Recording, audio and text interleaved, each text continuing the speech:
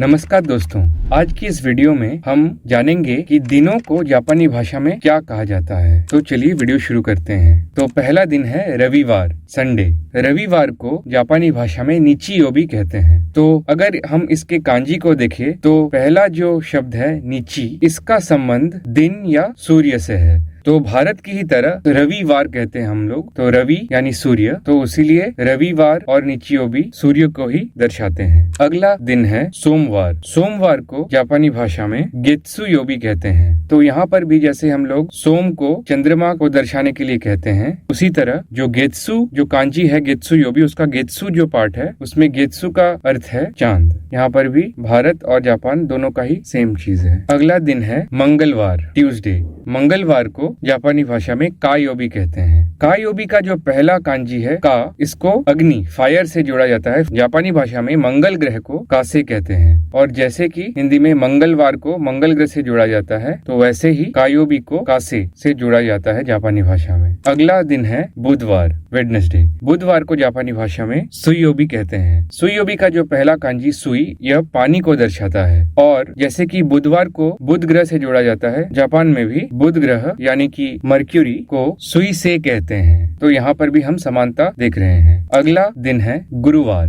Thursday. गुरुवार को जापानी भाषा में मोकुयोबी कहते हैं। मोकुयोबी का जो पहला कांजी है मोकु, यह पेड़ को दर्शाता है, और जैसा कि हम जानते हैं कि बृहस्पतिवार को बृहस्पति ग्रह से जोड़ते हैं भारत में, तो उसी प्रकार से जापान में भी बृहस्पति ग्रह को मोकुसे कहते हैं। अगला दिन है शुक्रवार, फ्राइडे। फ्राइडे को जापानी भाषा में किनयोबी कहते हैं। तो यहाँ पर भी जैसे कि हम भारत में शुक्रवार को शुक्र ग्रह से जोड़ते हैं, उसी तरह जापान में भी शुक्र ग्रह को किनसे कहते हैं। अगला और आखिरी दिन है सैटरडे, शनिवार। शनिवार को जापानी भाषा में दोयोबी कहते हैं। दोयोबी का जो पहला कांजी है दो या त्सुची, उसको सॉइल या अर्थ को दर्शाता है, धरती को दर्शाता है। और लेकिन जैसे कि भारत में शनिवार को शनि ग्रह से जोड़ा जाता है, उसी तरह जापान में भी शनि ग्रह को दोसे कहते हैं जापानी भाषा में। तो इस तरह से देख सकते हैं कि दिनों के नाम और ग्रहों के नाम भारत और जापान में काफी मिलते जुलते हैं। तो मैं आशा करता हूँ कि आपको ये वीडियो अच्छा लगा होगा और आप इस चैनल को ऐसे ही सपोर्ट करते रहें। आपका बहुत बहुत धन्यवाद।